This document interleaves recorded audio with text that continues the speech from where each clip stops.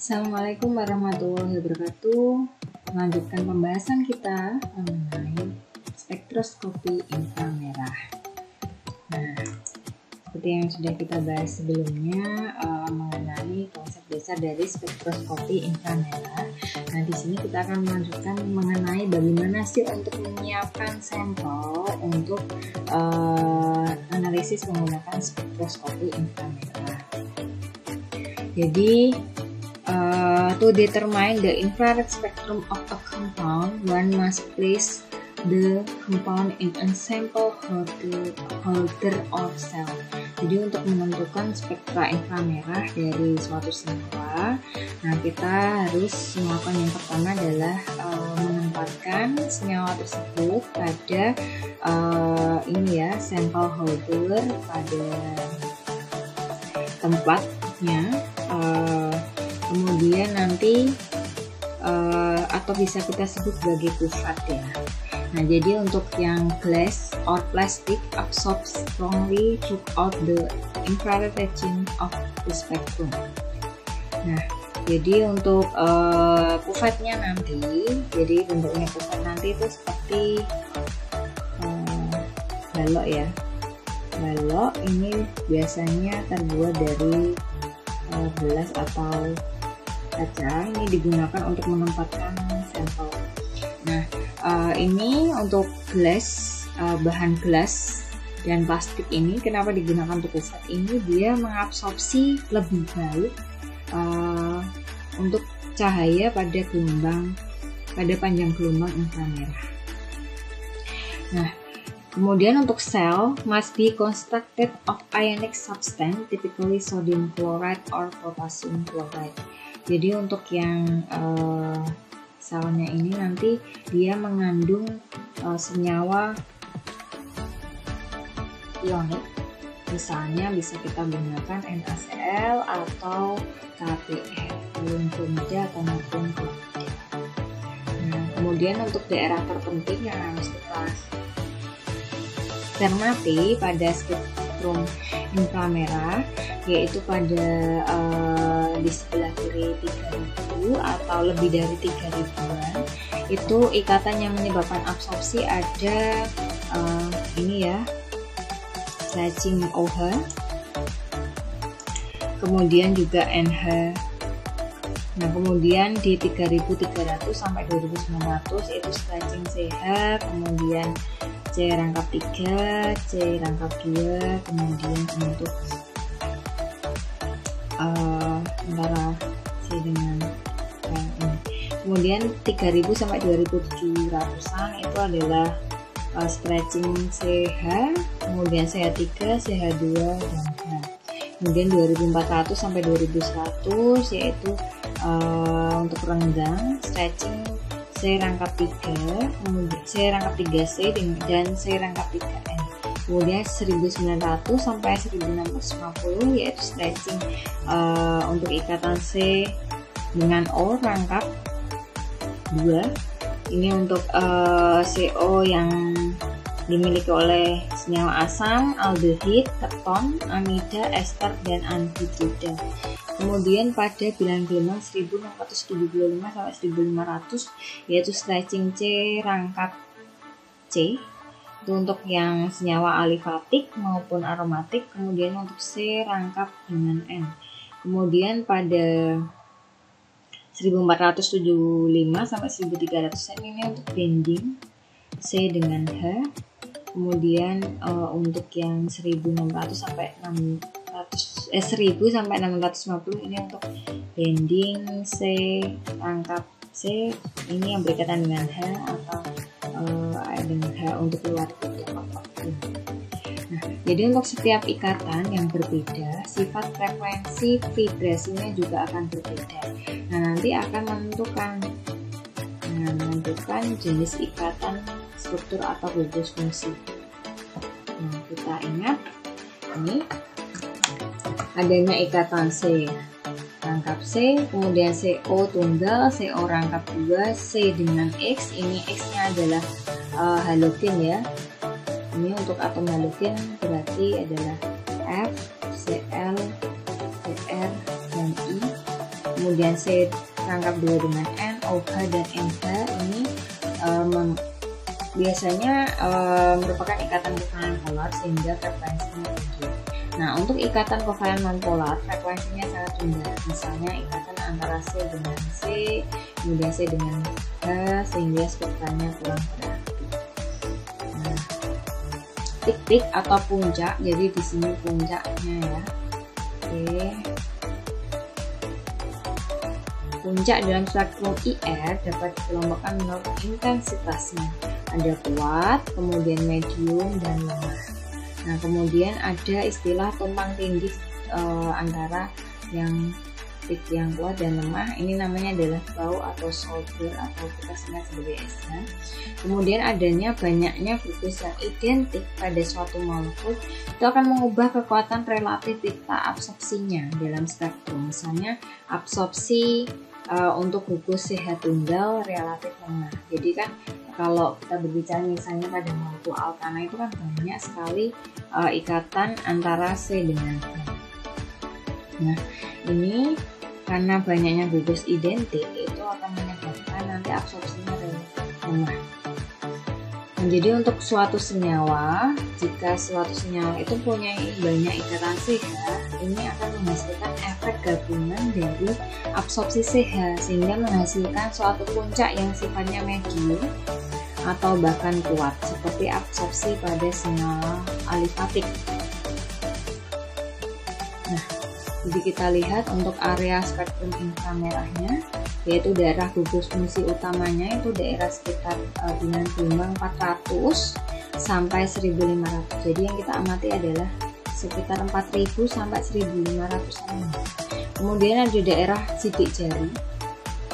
Nah, ini itu sekitar 1000 sampai 1500 cm per Ini biasanya mempunyai penyerapan yang sangat beragam dan bermacam-macam serta spesifik untuk setiap senyawa organik. Kita perhatikan sama-sama propanol, yang satu propanol, yang sebelah kanan adalah 2 propanol. Berarti ini yang membedakan adalah letak gugus OH-nya.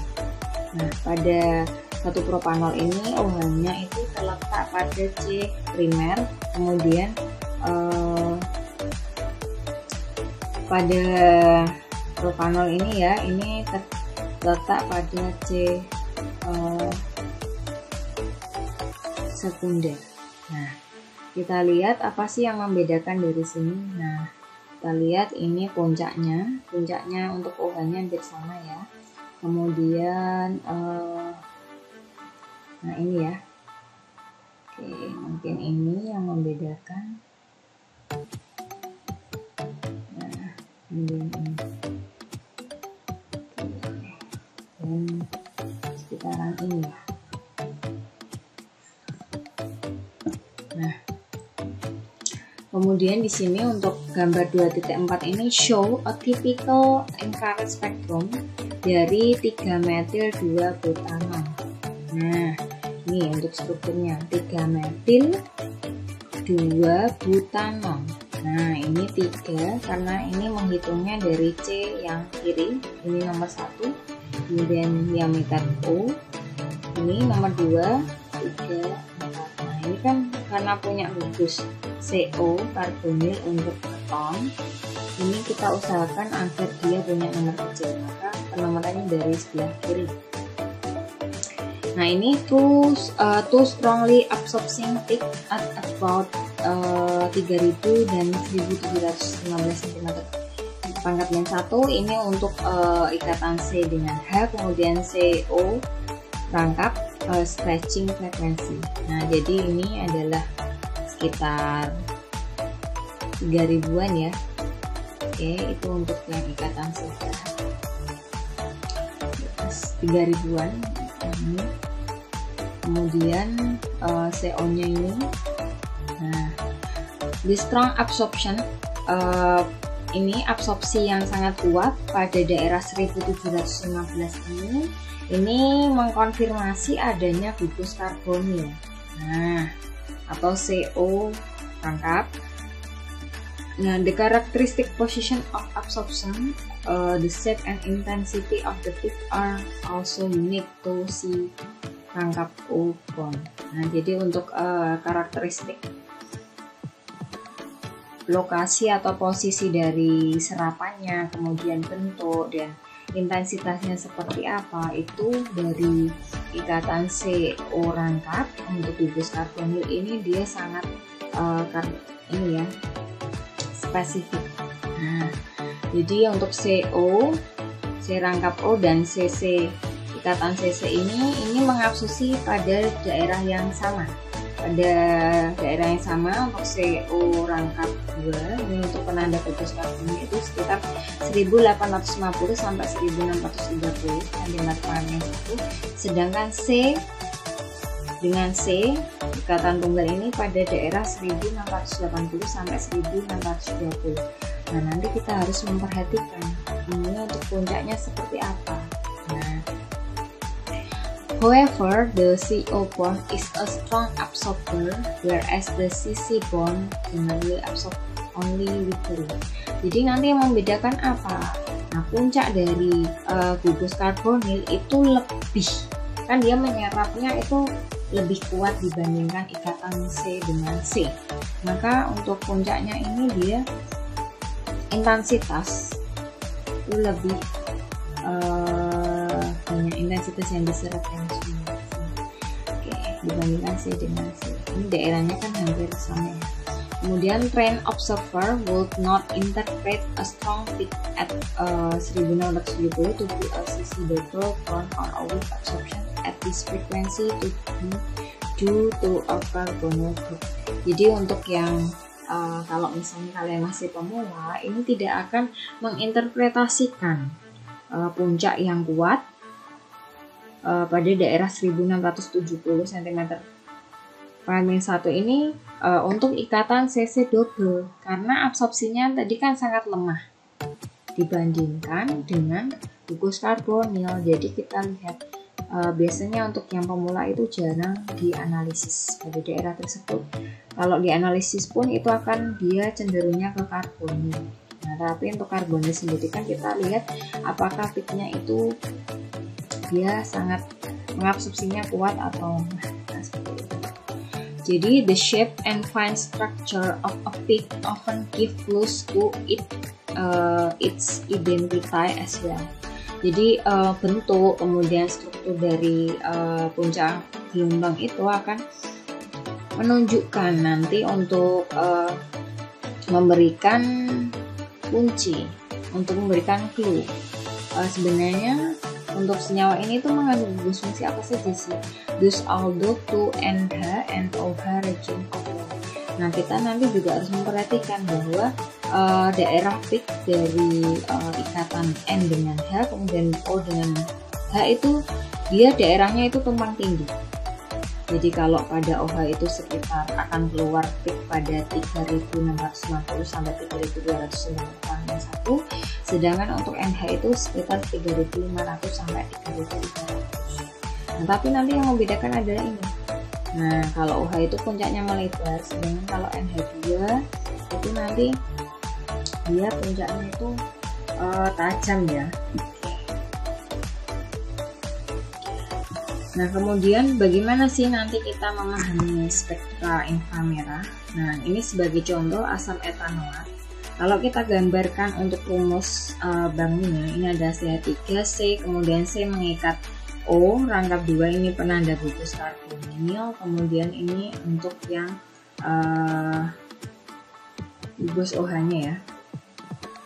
Jadi pada senyawa tersebut itu terdiri dari ikatan rangkap karbon dengan oksigen, C rangkap O, kemudian ikatan tunggal karbon dengan oksigen, CO, kemudian ikatan oksigen dengan hidrogen OH dan ikatan karbon hidrogen CH, serta ikatan tunggal karbon C dengan C.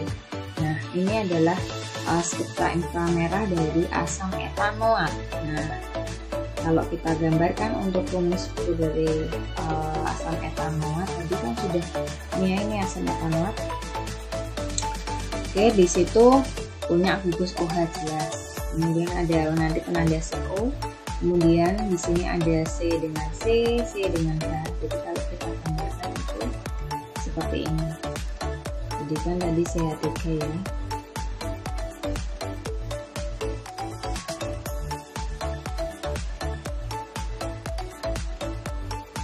Nah di sini, maka nanti kira-kira puncaknya yang akan keluar apa saja, yaitu OH, CO karbonil, kemudian mungkin CC tunggal ya, dan sebagainya. Nah kita mulai dari ikatan OH ini ikatan OH yang terikat pada asam karboksila. Ini very good, sangat lebar sekali ya untuknya. Kemudian pada daerah 1600-an ini untuk C rangkap kuku. Kemudian terjadi puncak kembali pada 1200-an. Apakah ini menunjukkan CO tunggal atau tidak? Nah, oke. Nah nanti kita akan pelajari kembali ya. Oke. Kemudian untuk spektrum dari etanol. Nah, berarti di sini kalau kita gambarkan ya, berarti nanti CH3, kemudian CH2, kemudian OH. Ini akan keluar nanti OH, kemudian C dengan H, C dengan C. Nah ini untuk OH-nya. Kemudian kita lihat lagi contohnya. Oke, ini tidak mengandung gugus OH ya, jadi pada daerah 3000 tidak. Kemudian ini ada tom C karbonil 1600-an dan sebagainya. Oke, ini juga sama. Ini C karbonil. Nah ini kembali lagi untuk yang 2-hidroksipropanoat, asam 2-hidroksipropanoat. Nah, jadi ada gugus OH-nya, ini juga mengandung gugus OH untuk asam karboksilatnya. Ini puncaknya sangat lebar sekali. Kemudian CO karbonil, karena di sini ada COOH ini, berarti kalau kita gambarkan untuk kita jabarkan berarti CH3, kemudian CH, OH, kemudian COOH. Ini ada OH-nya ya. Oke, kemudian ada C karbonil. Nah, ini ada gugus NH2 ya. Ini NH2-nya. Kemudian ada C alifatik di sini di daerah ini. Nah, mungkin itu saja untuk penjelasannya, nanti akan kita lanjutkan. Terima kasih.